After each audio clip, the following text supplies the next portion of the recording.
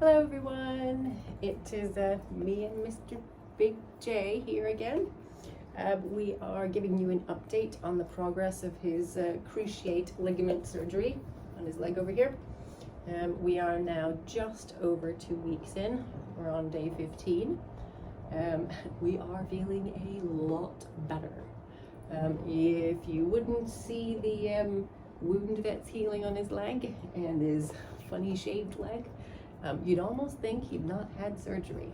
It was almost like a switch just kind of happened about 2 days ago, and he suddenly started moving around a lot more normal. He started putting his foot completely down on the ground, not all the time, but I see him doing it quite often now when he's going out for the toilet outside. He's getting a case of wanting the zoomies. So I'm having to kind of grab him and quickly close my outside doors so that he cannot go run and do a proper zoomie, because I think he would probably hurt himself. This is why you're meant to put dogs on leads when you take them outside. I haven't been bothering up until this point because he could hardly walk. But now that he's clearly getting to that stage, I think we were probably going to be at the point where even when I take him out for the toilet in my own back garden, I'm probably going to need to start leashing him up in the evening, afternoon, when he kind of bing wakes up, just to avoid him getting a case of the zoomies, running around and hurting himself. The actual leg itself, the healing is amazing. The swelling is completely gone. There is no swelling left in his knee. There's no swelling left in his ankle. It looks really normal. He doesn't mind me touching it. The actual cut itself is proper crusted over now. He doesn't seem to be picking at it as much as he was trying to do last week. The t-shirt video that I made, which you can use a long sleeve t-shirt to kind of make like a wrap that goes, you slip both legs into, super easy. I'll put a link to the video at the end of this. That worked a miracle.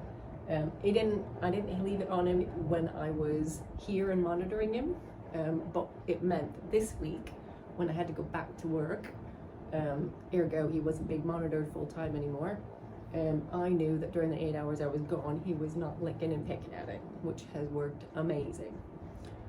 What else we can tell everybody? Eating, drinking, pooing, peeing just fine. All back to complete normal. We are off of our Paradil medication now, and we are just on the gabapentin and Medicam.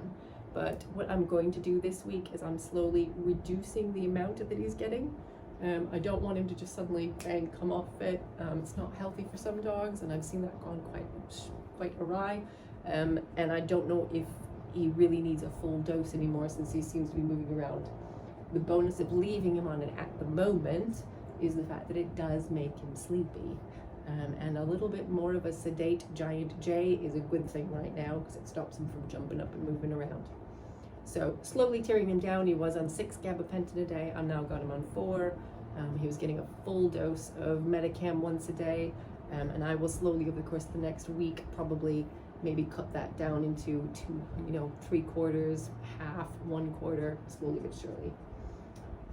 What else can I tell you? I think the biggest thing that's going to happen over the next 7 days, as he's getting his energy back, as he's getting his energy back, as you can see, is I need to keep him entertained. Now, obviously, no, he can't go for his walks. Calm down. Calm down. Calm. He can't go for his walks, which is what he really misses. As his leg is starting to feel better, this is going to get harder and harder. So what I'm going to do over the next upcoming weeks is, we still can't go on our long walks because it's going to be probably 2 months before we can do that. And oh my goodness, how am I going to entertain this dog? So I'm going to get creative. I'm going to give you lots of tips. So make sure you subscribe, and I will give you ideas and updates and suggestions. At the moment, the one game that I know works really well for him, that doesn't involve any long walking or running around, is using his nose. For those of you that don't know, dogs using their nose is almost as mentally stimulating and exhausting as a long walk is. I used this when he first arrived, so he learned the game Find It. I have these lovely little treats. They are, you could use anything. You could use hot dogs and cheese like lots of trainers do. Personally, I have found these little round discs. They're soft and chewy that I buy from Costco. I've mentioned them before. I like them because they're not slimy. I can pop them in my pockets. They're not gross because they're actually like properly dried out. So there's no residue. They don't go off if they get sat out in my garden. They didn't forget one. And they're not very big, so they're not gonna make him overweight either. But when he plays this game, I do compensate and give him a little bit less dinner. What we do is I usually take a mixture of different amounts. So one day I might put 2 out in my garden, one day I might put 6 out in my garden, one day I might put 10 out in my garden, and he gets like half his dinner. Point being is that I go out there when he's not looking, so maybe he's in the front room, he's preoccupied, so he doesn't even know I'm out there doing anything. I hide them on different places around my garden, on a bench, on my fence, you know, down low where you can find it, on a rock, in my flower bed, little bits all over the place. Just some of them are obvious, some are kind of covered up a little bit.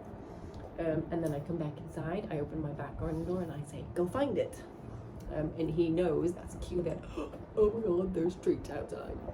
He goes outside, he probably spends the next 20 minutes trying to find them. He comes back inside once he thinks he's found them all. I go outside and I go looking around and he watches me. He watches to see where I'm going, see where I'm checking. He's not stupid. So I've had to be quite careful about not obviously walking straight over to it because then he knows right where it is. So I kind of stand in the middle of my garden, I look around and I look to see which ones he may have missed, which is why I tend to not bury them. If he's gotten them all, I come in, I tell him, good boy.